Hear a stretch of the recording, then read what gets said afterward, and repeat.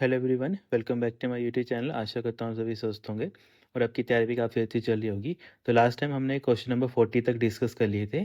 तो आज अपने जो नेक्स्ट क्वेश्चन है उनको डिस्कस कर लेते हैं। यहाँ पे आज हमारा फर्स्ट क्वेश्चन है, question number 41। What is the key combination use to insert a new line character in a text of a cell in M S Excel worksheet. यहाँ पे बात करिए जब आपको इंसर्ट करनी है न्यू लाइन ऑफ करेक्टर किसके अंदर, बेसिकली जो आपकी एक्टिव सेल है या फिर टेक्स्ट ऑफ सेल यहाँ पे बात करिए, इसको हम एक्टिव सेल बोलते हैं। अगर आपको उसी के अंदर एक नई लाइन ऐड करनी है तो उसके लिए आप किस शॉर्टकट कमांड का यूज़ करते हैं? तो इसके लिए सर हम अल्ट प्लस एंटर का यूज़ करते हैं। तो यहाँ पे आपका क्या बन जाएगा, फर्स्ट यहाँ पे राइट आंसर बन जाएगा।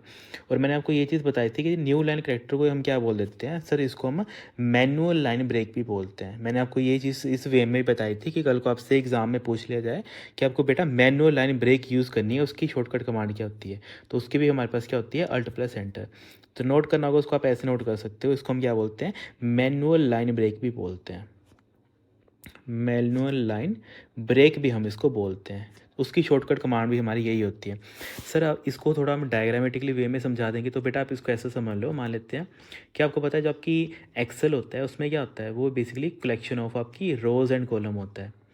और जहाँ पे आपका रो एंड कॉलम इंटरसेक्ट करता है उस चीज़ को हम क्या बोलते हैं, सेल बोलते हैं। जैसे यहाँ से एक रो कॉलम आया होगा और यहाँ से एक रो आई होगी, तो जहाँ पे ये मिलते हैं, तो जहाँ पे मिलने का जो पॉइंट होता है इसको हम क्या बोलते हैं, इंटरसेक्शन बोलते हैं। तो जहाँ पे इंटरसेक्शन कोई चीज़ होती है तो उस चीज़ को हम क्या बोल देते हैं, बेसिकली उसको हम सेल बोलते हैं। तो जो आपकी एक्सेल में मान लेते हैं, ये मैंने बड़ा करके सेल बना दिया आपका।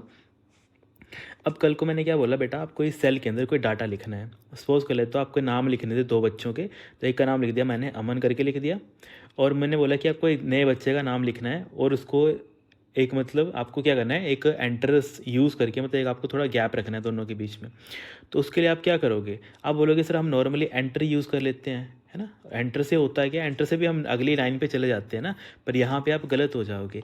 एक्सेल में आप नॉर्मल जब एंटर प्रेस करते हो तो वहाँ पे क्या होता है, वहाँ पे ये होता है कि आप मान लेते हैं आप किसी सेल के ऊपर हो, मान लेते हैं आपके ये सेल हैं, ये सेल आपका मान लेते हैं A1 है, ये A2 है और आपका A3 है। डन। आप अभी इस सेल पे हो, A2 सेल पे हो। जैसे आपने एंटर प्रेस करोगे तो आप कहाँ चले जाओगे, आप A3 के ऊपर चले जाओगे।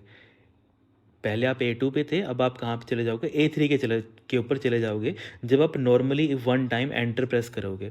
पर मैंने आपको क्या केस दिया, मैंने आपको सिचुएशन दी, आपने क्या करना है, आपका जो A2 सेल है जहाँ पे आप अमन लिख रहे हो, आपको नीचे क्या लिखना है, आपको एक नया नाम लिखना है। सपोज कर लेते आपको अजय लिखना है, तो आप कैसे लिखोगे, आपको यहाँ पे ऐसे करके अजय अलग से लिखना है, तो आप कैसे लिखोगे।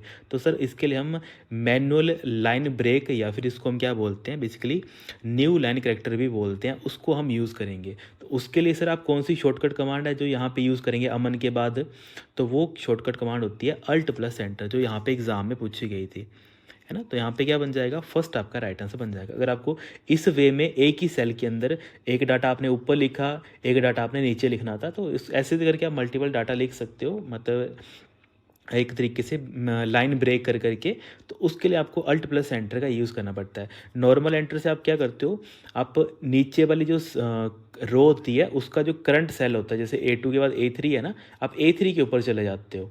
उसी कॉलम का जो नेक्स्ट रो में सेल होता है उसमें आप चले जाते हो, किससे, जब आप नॉर्मली एंटर प्रेस करते हो। इससे उल्टा क्या होता है, मान लेते हैं आपको ऊपर जाना था, अब आप क्या गए, एक स्टेप नीचे गए ना, डाउन गए। डाउन कब गए, जब आपने नॉर्मली एंटर यूज़ किया। पर जब मैं आपको बोलूँ कल को बेटा आपको A2 से A1 के ऊपर जाना है, मतलब आपको अप जाना है, तो अप के लिए आप किसका यूज़ करोगे, इसके लिए सर हम यूज़ करते हैं शिफ्ट प्लस एंटर का। ये शॉर्टकट कमांड भी एक बार एग्जाम में पूछी गई थी कि अगर आपको करंटली सेल से आपका जो अपर सेल है उसमें जाना है, तब उसके लिए आप कौन सी शॉर्टकट कमांड का यूज़ करते हैं, शिफ्ट प्लस एंटर का हम यूज़ करते हैं। तो एक क्वेश्चन के साथ जो आपके मल्टीपल लिंक्स बनते हैं क्वेश्चंस के, वो मैंने यहाँ पे आपको डिस्कस करवा दिए। सारी प्रैक्टिकल चीज़ें हैं और ये एग्ज़ाम में पूछी जाती हैं। ऐसे नहीं सोचना कि ऐसे आपने करवा दिया है, तो ये सारी चीज़ें ऐसी हैं जो एग्ज़ाम में पूछी जाती हैं, तो उनको क्या करना है, आपने नोट करना है। तो यहाँ पे आपका फर्स्ट यहाँ पे राइट आंसर बन जाएगा। नेक्स्ट दे रखा है हमारे पास, an array formula can be entered in a cell in M S Excel by entering formula. जब आपको एरे फार्मूला यूज़ करना होता है तो उसके लिए आप क्या करते हो, उसके लिए हम कंट्रोल शिफ्ट प्लस एंटर का यूज़ करते हैं। तो आप सी यहाँ पे राइट आंसर बन जाएगा। ठीक है, ये एग्जाम में एक बार पूछा गया था कि एरे फार्मूला जब आपको इम्प्लीमेंट करना है तब किसका आप यूज़ करते हो, तब हम sir control shift plus enter का यूज़ करते हैं। बेसिकली आप ऐसे बोल सकते हो कि जैसे आपको एक ही जो डाटा होता है उसके ऊपर मल्टीपल कैलकुलेशंस करनी होती हैं, है ना। सपोज कर लेते हैं कोई आपके पास डाटा है, उस डाटे के ऊपर आपको प्लस भी करना है उन डाटा को और साथ में मल्टीप्लाई भी करना है। तो ऐसे करके जो डाटा होता है वो मल्टीपल फार्मूले के ऊपर वर्क करते हैं। तो उस टाइम के जो हमें फार्मूले यूज़ करने पड़ते हैं, तो उनको एग्जीक्यूट करने के लिए हमें एक फार्मूला यूज़ करना पड़ता है या फिर शॉर्टकट कमांड यूज़ करनी पड़ती है, कंट्रोल शिफ्ट प्लस एंटर। तभी हम इसको क्या बोलते हैं, एरे फार्मूला बोलते हैं, कि कलेक्शन ऑफ हमारे पास मल्टीपल फार्मूला हो सकते हैं, कि मैं डाटा को मल्टीप्लाई प्लस कर रहा हूँ, डिवाइड प्लस कर रहा हूँ, इसके अलावा माइनस प्लस कर रहा हूँ, मतलब मल्टीपल जो फॉर्मूलाज होते हैं वो एक ही टाइम पे मैं यूज़ कर रहा हूँ। तो उस टाइप के जो केसेस होते हैं उनको हम एरे फार्मूलाज से रिप्रेजेंट करते हैं, फिर उनको एरे फार्मूला बोलते हैं। फिर हमारे पास जो नेक्स्ट क्वेश्चन दे रखा है, कंसीडर द फॉलोइंग डाटा। यहाँ पे हमारे पास कुछ डाटा दे रखा है, बात की है यहाँ पे। अच्छा, यहाँ पे एक्सेल की शीट का डाटा दे रखा है कि यहाँ पे हमारे पास ये कॉलम दे रखे हैं, रो दे रखे हैं। What will be the value of array formula. से यहाँ पे एरे फार्मूला का एग्जांपल दे दिया है, चलो आपके लिए प्लस पॉइंट हो गया। यहाँ पे लिखा है यहाँ पे सम, और यहाँ पे इन्होंने रेंज दे रखी है A1 से लेके D1, इसको आपको मल्टीप्लाई करना है A2 से D2 को मल्टीप्लाई करना है। अब इसका क्या मतलब होता है, इसको हम छोटे छोटे वे में तोड़ते हैं सबसे पहले। चलिए देखो, A1 से D1 रेंज कौन सी है सर, A1 आपका ये वाला सेल आ गया और D1 आपका ये वाला सेल आ गया, मतलब ये पूरे के पूरे सेल की बात करिए, A1 से लेके D1। सेकंड उन्होंने दिया है A2 से लेके D2। A2 हमारा सर ये वाला आ गया नीचे वाला, और D2 आपका ये वाला आ गया, मतलब ये दो हमारे पास क्या आ गए, एक तरीके से जो इन्होंने डाटा बोला है वो आ गया। एक तो ये डाटा आ गया और ऊपर वाला हमारा ये वाला डाटा आ गया। डन, ये हमारे पास क्या आ गई, रेंज आ गई। अब देखो उन्होंने क्या बोला है हमारे एरे फॉर्मूला के अंदर, आपको क्या करना है, जो रेंज है इनको आपस में मल्टीप्लाई करना है। तो मल्टीप्लाई कैसे होगा, मल्टीप्लाई होगा A1 को आप A2 से मल्टीप्लाई करोगे, A1 को आप किससे मल्टीप्लाई करोगे, A2 से। वैसे ही उसके बाद आप क्या करोगे, आप यूज़ करोगे B1 को आप मल्टीप्लाई करोगे B2 के साथ। उसके बाद आप क्या करोगे, C1 को मल्टीप्लाई करोगे C2 के साथ। वैसे ही आप D1 को मल्टीप्लाई करोगे D2 के साथ। तो क्या कितना राइट आंसर आ जाएगा आपका, तो 5 × 2 जैसे आप करोगे तो कितना आएगा 10, फिर 3 3 का आपके पास 9 आ जाएगा, और 4 1 का 4 आता है, फिर 8 4 का आपके पास 32। तो ये तो सर हमारे पास आ गई कैलकुलेशन, जब हमने क्या किया, मल्टीप्लाई किया, इन सभी रेंज के डाटा को मल्टीप्लाई कर दिया। अब सर यहाँ पे एक चीज़ और लिखी है, सम लिखा है। तो सम इन द सेंस, इसका मतलब है आपका जो भी रिजल्ट आया होगा आपको क्या करना है, उन सभी को आपस में प्लस करना है। तो 10 + 9 कितना होता है, 19 होता है ना। 19 के बाद कितना यहाँ पे 4 दे रखा है प्लस करने को, और प्लस करने को आपके 32 यहाँ पे दे रखा है। तो देखो 9 से आपके पास 15, उसके बाद 3 2 आपके पास 5, तो टोटल आपका राइट आंसर कितना आएगा जब आप ये एरे फॉर्मूला एग्जीक्यूट होगा, या फिर इसका फाइनल आंसर कितना आएगा, 55 सर हमारे पास फाइनल आंसर निकलेगा। तो यहाँ पे आपका ऑप्शन नंबर, हाँ यहाँ पे डी हमारा राइट आंसर बन जाएगा। समझ आ गया कैसे वो वर्क करता है। मतलब एरे फॉर्मूला का मतलब यही होता है, आप क्या कर रहे होते हो, किसी डाटा के ऊपर एक से ज़्यादा आप अर्थमेटिक ऑपरेशंस यूज़ करते हो, तो उसको हम क्या बोलते हैं, एरे फॉर्मूलाज हम बोलते हैं। तो कैसे आपने यूज़ करते हो, कैसे ही सारे एग्जीक्यूट होता है वो, चलो यहाँ पे प्लस पॉइंट ये था, एग्जांपल दे रखा था, तो आपको अभी वो चीज़ ज़्यादा क्लैरिफाई हो जाएगी। फिर हमारे पास नेक्स्ट क्वेश्चन दे रखा है, यहाँ पे सेम एक्सेल का क्वेश्चन है कि आपको एक टेबल दे रखा है, what will be the value of the following. यहाँ पे सिंपली बात करिए, आपको बताना है वैल्यू क्या आएगी जब ये फॉर्मूला एग्जीक्यूट हो जाएगा। क्या फॉर्मूला है, बेसिकली यहाँ पे लार्ज फंक्शन का इन्होंने क्या किया है, यूज़ किया है। ओके, तो लार्ज फंक्शन अगर आप यहाँ पे देख लो, तो A1 से लेके E2 के बीच में लार्ज कौन सा है, ठीक है। A1 से लेके A2 के बीच में आपका सबसे बड़ा जो लार्ज है वो कौन सा है। अगर हम बात कर लेते हैं डाटा सेट की, तो डाटा सेट यहाँ पे कौन सा है हमारे पास सर, 7 है हमारे पास, है ना। A1 से E के बीच कौन सा है हमारे पास, ये देखो A1 से लेकर हमारे पास E2 तक, A1 हमारे पास ये है और E2 हमारे पास ये है। मतलब हमारे पास ये पूरे इसकी बात करिए, इस पूरे की पूरी डाटा सेट की बात करिए, है ना। तो इस डाटा सेट में अगर आपको बताना है कि लार्ज वैल्यू कौन सी है, तो सबसे बड़ी वैल्यू कौन सी है सर, 8 है, दिख रहा है ना आप सभी को। सबसे बेटा बड़ी वैल्यू कौन सी है सर, यहाँ पे 8 ही है। इस पूरे रेंज में सबसे बड़ी वैल्यू कौन सी है, तो इसका राइट आंसर कितना बन जाएगा, 8 बन जाएगा। फिर इसको, इस वैल्यू को आपको प्लस करना है, किसके साथ प्लस करना है, लार्ज ऑफ A1 और E2। मतलब यहाँ पे सबसे, जो यहाँ पे फर्स्ट दे रखा है ना, इस चीज़ को आप नोट करना है। यहाँ पे जो 1 लिखा है ना, इसका 1 का मतलब है कि जो सबसे बड़ी, पहले नंबर की सबसे बड़ी जो लार्जेस्ट वैल्यू है वो आपने निकालनी है। तो सबसे बड़ी वैल्यू कितनी थी, 8 थी। यहाँ पे देख रहे हो ना, सबसे बड़ी वैल्यू कौन थी हमारे पास, 8 थी। ओके। इसके अलावा यहाँ पे लिखा है, यहाँ पे पैसे 8 2 बार है तो दोनों में से कुछ भी आ सकता है। 8 यहाँ पे भी दे रखा है और 8 यहाँ पे दे रखा है। 8 से बड़ा कुछ भी नहीं है, तो मतलब लार्जेस्ट वैल्यू कितनी आ गई, यहाँ पे 8 आ गई। फिर यहाँ पे लिखा था लार्ज A1 से A2, फिर से वही है, A1 से लेके A2 तक पूरी रेंज दे रखी है। और यहाँ पे लिखा है 2, 2 का मतलब है कि सेकंड लार्जेस्ट जो वैल्यू है वो आप मुझे बताएंगे यहाँ पे। तो सेकंड लार्जेस्ट भी कौन सी आ जाएगी, यहाँ बोलेंगे मैक्सिमम बच्चे 7, तो बेटा 7 कैसे होगी, अगर यहाँ पे 1 8 यहाँ पे है तो दूसरा 1 8 इसको थोड़ा आप इग्नोर कर दोगे, तो सेकंड लार्जेस्ट भी आपकी ये क्या बन जाएगी, 8 बन जाएगी। और आपस में इन दोनों को क्या करना है, आपको प्लस करना है, तो 8 8 का कितना बन जाएगा, 16 बन जाएगा। इसका मतलब जब ये फॉर्मूला एग्जीक्यूट होगा तो इसका मतलब हमारा राइट आंसर क्या बन जाएगा, बी ऑप्शन हमारा यहाँ पे राइट आंसर बन जाएगा। ओके, तो देखो ऐसे ट्रिकी क्वेश्चन तभी पूछे जाते हैं ताकि आपको कंसेप्ट की कितनी क्लैरिटी है वो चीज़ एग्जाम में पूछी जाती है, ताकि आपको ये चीज़ें अंडरस्टैंड हैं कि नहीं है, उस वे में देखो ये सारा पेपर मुझे लग रहा है सेट किया गया था। फिर हमारे पास जो नेक्स्ट क्वेश्चन दे रखा है, which of the following feature is not found in MS Excel. MS Excel के अंदर कौन सा फीचर नहीं होता है, तो देखो आप कभी भी सेल को स्प्लिट नहीं कर सकते हो, तो यहाँ पे फर्स्ट आपका क्या बन जाएगा, राइट आंसर बन जाएगा। ये फीचर नहीं होता है MS एक्सेल के अंदर, क्योंकि आपका जो सेल होता है ना वो आपके पास स्मॉलेस्ट यूनिट होती है। याद रखना है, एग्जाम में एक बार पूछा गया था, smallest unit of any spreadsheet. Excel की बात क्या कर रहा हूँ, चाहे जो मर्जी स्प्रेडशीट हो, any spreadsheet programme, spreadsheet programme सभी को मैंने आपको बताया था कि जो भी एक ऐसा प्रोग्राम है जो डाटा को रोज़ एंड कॉलम्स की फॉर्म में स्टोर करता है, वो हमारा स्प्रेडशीट प्रोग्राम होता है। तो उसमें सबसे जो छोटी एंटिटी होती है या फिर स्मॉलेस्ट यूनिट होती है वो हमारा सेल होता है। सेल को कभी हम तोड़ नहीं सकते हैं टुकड़ों में, तो वही लिखा है कि कौन सा फीचर नहीं होता है, तो यहाँ पे फर्स्ट ही आपका राइट आंसर बन जाएगा। तो ये सारी चीज़ें होती हैं एग्ज़ाम में पूछी जाती हैं, इनको क्या करना है, आपने नोट करके लिख लेना है। बाकी देखो और क्या क्या चीज़ें होती हैं जैसे एग्ज़ाम में पूछी जाती हैं कि जब आपको कोई चीज़ें प्लस करनी है, क्योंकि टेस्ट का एक बार काफ़ी बार पूछा जाता है कि कौन सा सिंबल होता है जो कनकैटिनेट का काम करता है, कनकैटिनेट का वो काम करता है, तो वो कनकैट फंक्शन होता है, या फिर हम बोल सकते हैं हमारे पास एंड ऑपरेटर होता है ना। एंड ऑपरेटर इसका यूज़ किया जाता है जब आपको दो टेक्स्ट को इकट्ठा करना होता है, जोड़ना होता है, ज्वाइन करना होता है, कनकैटिनेट करना होता है, तो एग्जाम में पूछा जाता है, तो उसको नोट कर लेना आपने। नेक्स्ट क्वेश्चन है हमारे पास, assume that you have full names of the employee in one column of the MS Excel sheet. The option let you split the full name into the column first name and the last name. अब यहाँ पे simply एक scenario उन्होंने ले रखा है। अब scenario क्या है, ये सारी प्रैक्टिकल चीज़ें हैं क्योंकि ये सारी ऑफिस में यूज़ होने वाली टूल्स हैं सारे। एक्चुअल में है क्या, सपोज कर लेते हैं आपने क्या, आपके पास एक कॉलम है, आपके पास कॉलम है, उसमें नाम लिखा है, मान लेते हैं आपने लिखा है अमन कुमार, अमन कुमार करके नाम लिखा है, सपोज कर लेते हैं। उसको मैं थोड़ा बड़ा कर देता हूँ ताकि आपको ईजिली वो चीज़ समझ आ जाए। आपका एक कोई प्रोग्राम है, स्प्रेडशीट का प्रोग्राम है, यहाँ पे आपने कुछ डाटा लिखा है, सपोज कर लेते हैं कि नाम है ना, मान लेते हैं कि आ गया अमन कुमार, एक आ गया हमारे पास प्रिंस, है ना, प्रिंस आ गया, एक हमारे पास मान लेते हैं अदिति आ गया, ठीक है, इसके अलावा मान लेते हैं, ठीक है, और इसके अलावा मान लेते कोई भी नाम आ गया, ठीक है, XYZ कोई भी नाम आ गया, और तो 4 5 नाम हमारे पास ही आ गए।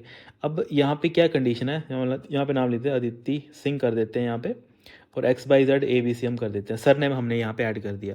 अब यहाँ पे क्या कंडीशन है, अब मैंने बोला आपको जो ये आपने एक ही कॉलम के अंदर नेम और सर नेम लिखे हैं, आप क्या करो, इन दोनों को अलग कर दो, ठीक है। इसका क्या मतलब है, आप सिंपली क्या कर दो, जो आपका फर्स्ट नेम है उसको अलग कर दो, और जो आपका लास्ट नेम है उसको आप अलग कर दो। वही लिखा है यहाँ पे, late you split the full name into the column first name. एक कॉलम बन जाएगा जिसमें क्या आ जाएगा, फर्स्ट नेम आ जाएगा, और दूसरा कॉलम क्या आ जाएगा हमारे पास, लास्ट नेम आ जाएगा। ये हमारे पास कंडीशन है। तो इसको यूज़ करने के लिए, इसको एग्जीक्यूट करने के लिए हमारे पास एक फीचर होता है एक्सेल में, उस फीचर का नाम क्या होता है, टेक्स्ट टू कॉलम। तो यहाँ पे आपका क्या बन जाएगा, ए, यहाँ पे राइट आंसर बन जाएगा। ये फीचर आप यूज़ करोगे, ये काफ़ी पावरफुल टूल होता है जो आपको कहाँ पे मिलेगा। देखो अभी आप क्या कर रहे हो, आप किसी ना किसी डाटा के ऊपर काम कर रहे हो, तो जैसे आप डाटा के ऊपर काम करते हो तो ये सारी चीज़ें आपको कहाँ मिलेंगी, डाटा टैब के ऊपर मिलेंगी। यही चीज़ मैंने आपको समझाई है। जो भी फंक्शंस हैं वो किसी ना किसी टैब के अंदर तभी डाले गए हैं क्योंकि उनसे रिलेटेड वो सारे काम कर सकता है, तभी उसको उसके अंदर डाला है। जैसे यही चीज़ है ना कि आप डाटा को तोड़ सकते हो, अलग अलग कॉलम्स में डाल सकते हो, तो आपको कहाँ मिलेगा, तो वो सर हमें डाटा टैब के अंदर ही मिलेगा। ओके, तो ये सारी चीज़ें क्या करनी होती हैं, आपने समझनी होती हैं।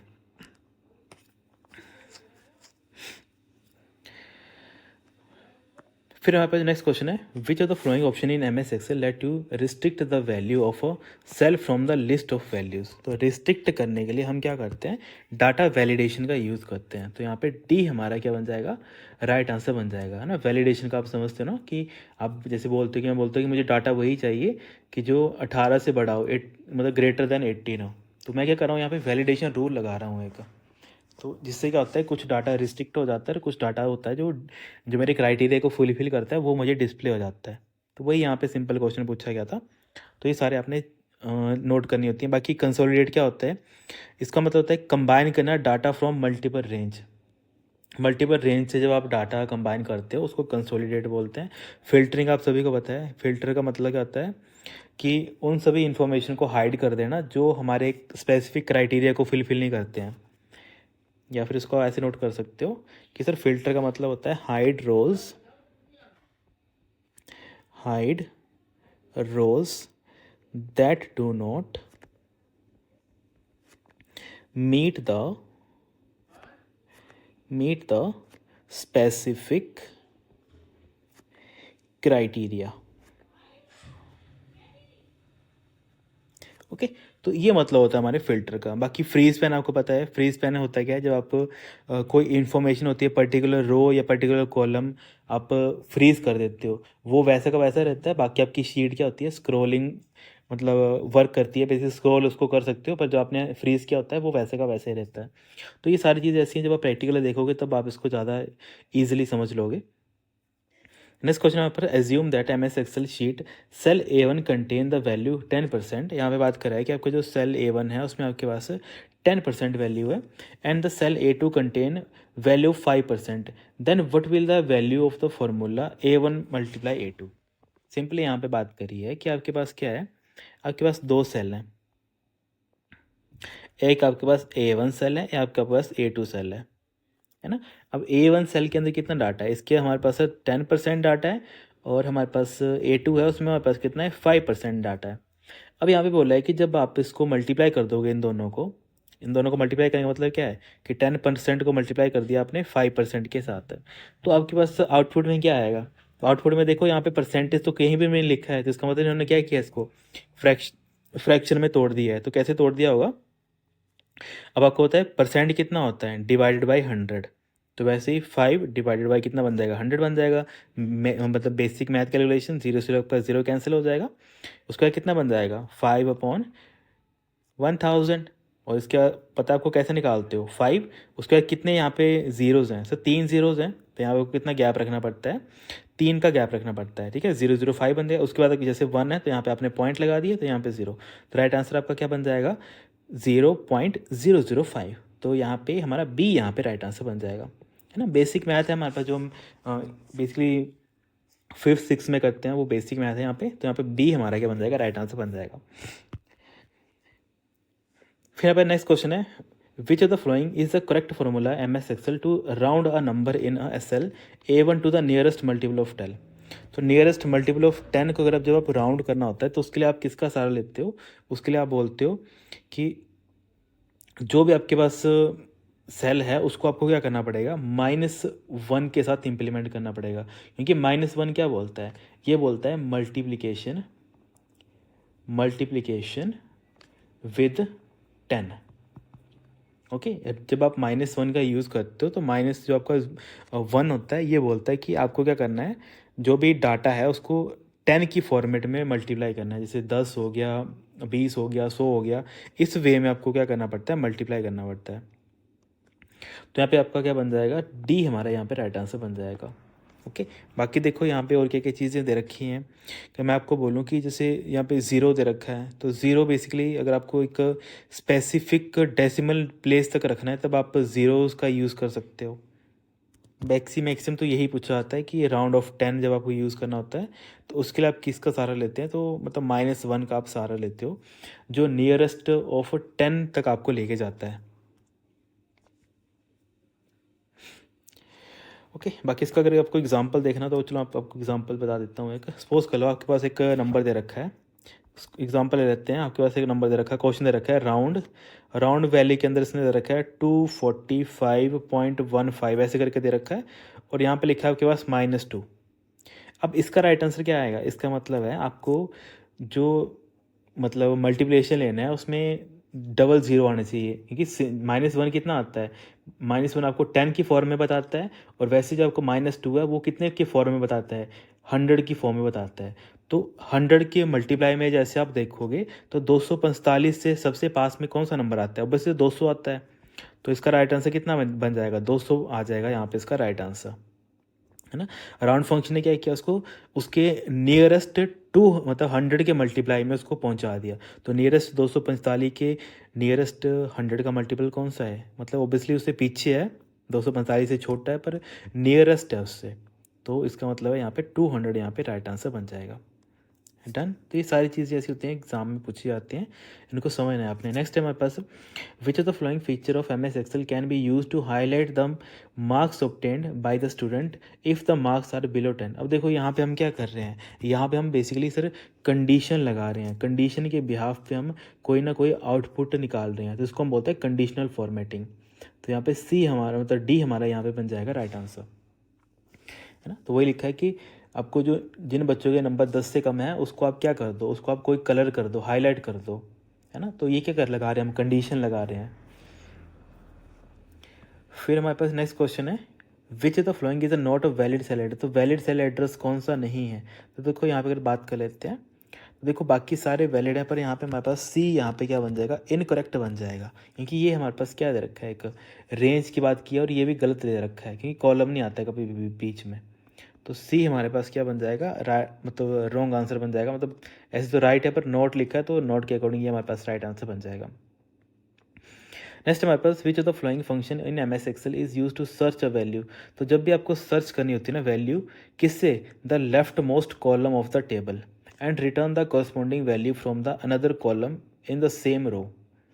बेसिकली यहाँ पे बात करिए, जब आपको लेफ्ट कॉलम से, ये आपका लेफ्ट कॉलम है, इसमें से आपको कोई डाटा सर्च करना है और आपको वो डाटा उसके राइट हैंड एक तरीके से रो है, वहाँ पे वो डाटा एक तरीके से विजिबल हो जाए कि वो डाटा कहाँ पे मिलेगा आपको। तो जब भी आपको कॉलम में डाटा सर्च करना होता है तो उसके लिए मैंने आपको एक सिंपल सी ट्रिक बताई थी कि बेटा कॉलम के लिए आप वी लुकअप का यूज़ करते हो। जब भी डाटा आपका कॉलम की फॉर्म में सर्च करने का बोला होता है तो उसके लिए आप वी लुकअप का यूज़ करते हो।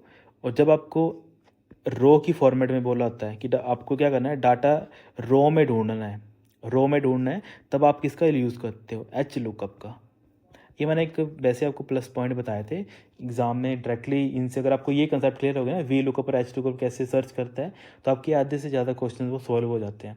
वी लुकअप क्या करता है, आपका वर्टिकल सर्च करता है, और वर्टिकल क्या होते हैं, वर्टिकल सर हमारे कॉलम होते हैं। अब ये देखो ना, वर्टिकल हमारे कॉलम होते हैं, जो हम ऊपर से नीचे या फिर नीचे से ऊपर को देखते हैं, तो वो वर्टिकल होता है। तो इसका मतलब सर हमारे पास यहाँ पे क्या बन जाएगा, बी हमारा यहाँ पे राइट आंसर बन जाएगा। हम क्या करते हैं, वी लुकअप का यहाँ पे सहारा लेते हैं। डन। तो ये कुछ चीज़ें होती हैं एग्जाम में पूछी जाती हैं, उनको क्या करना है, अपने कॉपी पे नोट कर लेना है। बाकी एच लुकअप मैंने आपको बता ही दिया कि जब आपको हॉरिजॉन्टल सर्च करना है या फिर रो वाइज कोई इन्फॉर्मेशन सर्च करनी है, तब उसके लिए आप क्या करते हो, इसका सहारा लेते हो।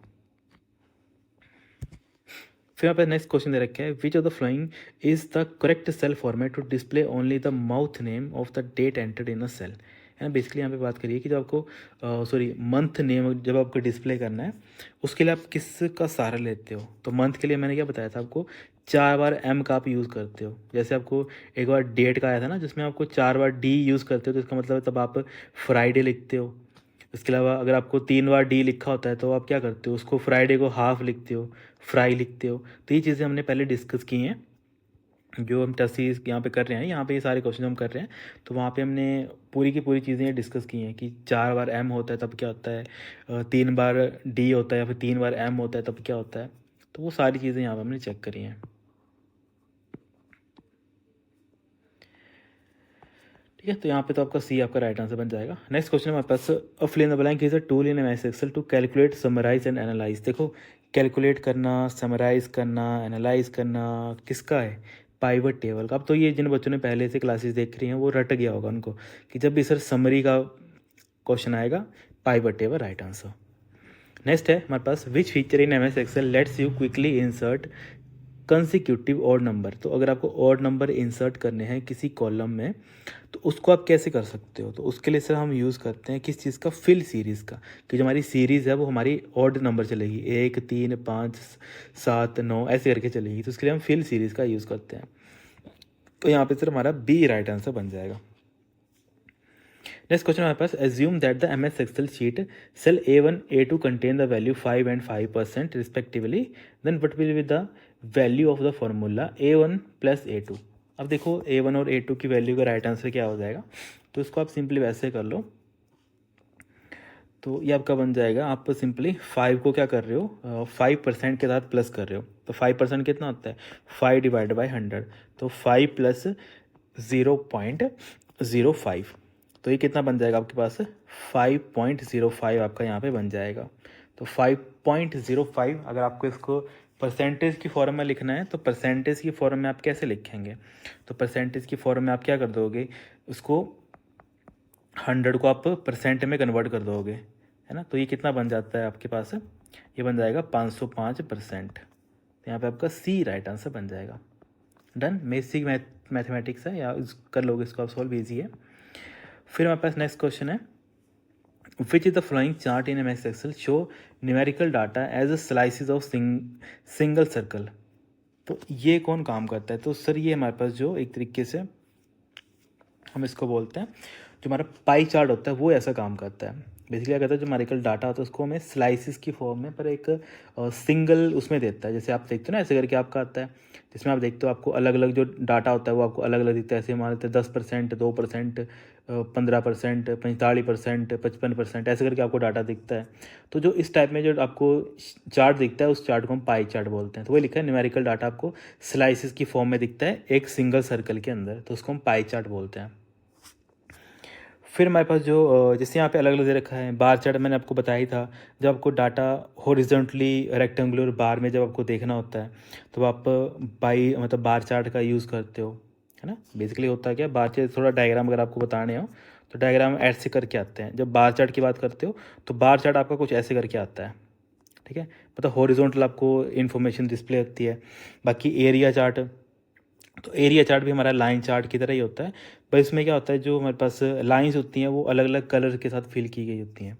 बाकी स्कैटर आपको पता है, स्कैटर बेसिकली जब आपको दो वैल्यूज़ को एक बीच में कोई इन्फॉर्मेशन डिस्प्ले करनी होती है, तो उसके लिए हम जैसे हम मैथ्स में नहीं करते थे नॉर्मली, कि ये मेरे पास एक पॉइंट ही आता है, फिर एक पॉइंट ही आता है, एक पॉइंट हमारे पास ही आता है, कुछ ऐसे करके हमारे पास जो वैल्यूज़ हम डिस्प्ले करते थे दो पॉइंट्स के बीच में, तो उस टाइप का जो डाटा होता है उसको हम स्कैटर्ड डाटा बोलते थे, या फिर स्कैटर्ड टाइप ऑफ मतलब ये बोलते हैं, चार्ट बोलते हैं।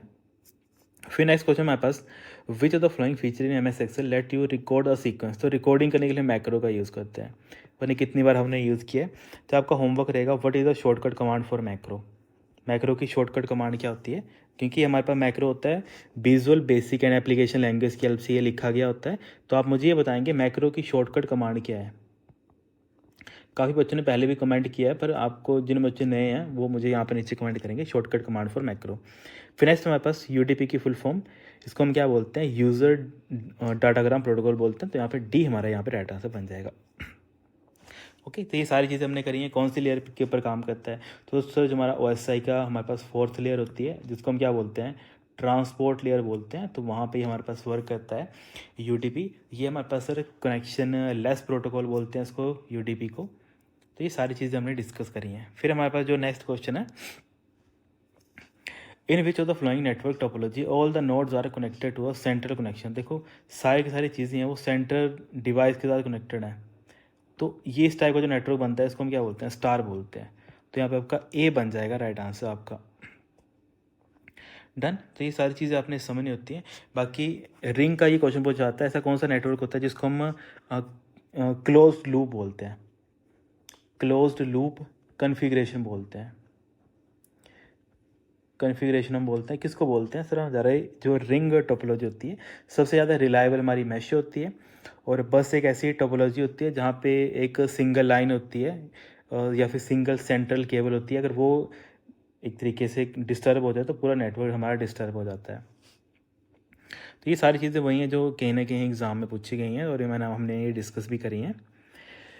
फिर नेक्स्ट क्वेश्चन हमारे पास, which of the following transmission media make the use of 4 pair of insulated copper. Basically जो हमारे पास 4 पेयर है वो कौन यूज़ करता है, वो यूटीपी केबल यूज़ करती हैं। चाहे यूटीपी है चाहे हमारे पास एसटीपी है, दोनों इसका यूज़ करते हैं। एसटीपी क्या होता है, शील्डेड ट्विस्टेड पेयर। यूटीपी क्या होता है हमारे पास, अनशील्डेड ट्विस्टेड पेयर। बाकी ये हमारे पास दो टाइप्स के होते हैं। या तो आप मतलब सिंपली 2 पेयर की बात कर लो, ये आपकी 2 पेयर की में भी आती हैं और 4 पेयर में भी आती हैं। 2 पेयर मतलब क्योंकि हर एक पेयर में कितने होते हैं, हर एक पेयर में हमारे पास 2 वायर्स होती हैं। तो इसका मतलब है 2 पेयर में हमारे पास कितनी वायर होंगी, टोटल 4 वायर्स होंगी। और 4 पेयर में हमारे पास कितनी होंगी सर, उसका ओबियसली दुगुना, तो 4 2 का 8। तो हमारे पास यहाँ पे कितनी होती हैं, 8 वायर्स होती हैं। और जो हमारा 4 पेयर होता है यही हम यूज़ करते हैं RJ45 के लिए। डन। तो ये सारी चीज़ें आपने नोट करनी होती हैं। बाकी कोएक्सियल आपको पता है, बेसिकली एक हमारे पास कॉपर वायर होती है, कोएक्सियल वायर जिसको बोलते हैं।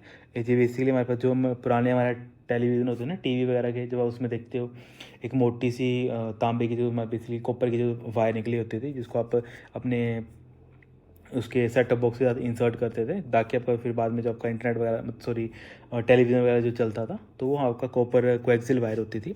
इंफ्रारेड आपको पता है एक वायरलेस ट्रांसमिशन मीडियम है जो इंफ्रा लाइट का यूज़ करती है, और ये बेसिकली शॉर्ट रेंज कम्युनिकेशन में यूज़ की जाती है ज़्यादातर, है ना। शॉर्ट रेंज जो कम्युनिकेशन होती है, जैसे आपका टीवी रिमोट और टीवी होता है, उसके बीच में जो कम्युनिकेशन होती है वायरलेसली। और याद रखना कि इसमें जो ये हमेशा वर्क करती है लाइन ऑफ साइट की। जैसे आप देखते हो ना, टीवी के सामने अगर रिमोट होगा तभी वो वर्क करेगा। अगर आप रिमोट दूसरे कमरे में चला के इसको सिग्नल दोगे तो वो नहीं करेगा। तो अभी हम इसको बोलते हैं इंफ्रारेड को, ये लाइन ऑफ साइट के ऊपर काम करती है। बाकी ऑप्टिकल फाइबर हमें पता है, ऑप्टिकल फाइबर हम बेसिकली ग्लास या फिर प्लास्टिक मटेरियल का यूज़ करते हैं, और इसमें हम क्या करते हैं, with the help of light signal क्या करते हैं, कोई डाटा हम आगे फॉरवर्ड करते हैं। और सबसे फास्टेस्ट ट्रांसमिशन हमारे पास ऑप्टिकल फाइबर के थ्रू ही होती है। इसमें जीबी में चले जाती है इन्फॉर्मेशन एक जगह से दूसरी जगह के ऊपर। नेक्स्ट क्वेश्चन हमारे पास है, which of the flowing internet services is responsible for translation of domain है। देखो डोमेन नेम को आईपी में कौन कन्वर्ट करता है, डीएनएस। डोमेन नेम सिस्टम क्या करता है, उसको कन्वर्ट करता है। ये हमने सारा किया है। बाकी एआरपी, एड्रेस रेजोल्यूशन प्रोटोकॉल हम इसको बोलते हैं। ये करता है, ये मैप करता है, आईपी एड्रेस को मैप करता है आपके फिजिकल एड्रेस के साथ। और फिजिकल एड्रेस को आप क्या बोलते हो, मैक एड्रेस बोलते हो। तो वो काम आपका एआरपी काम करता है। बाकी SNMP, simple network management protocol हम इसको बोलते हैं, है ना। बाकी डीएचसीपी, ये आपको एक ऐसा प्रोटोकॉल है जो आपको आईपी एड्रेसेस प्रोवाइड करता है।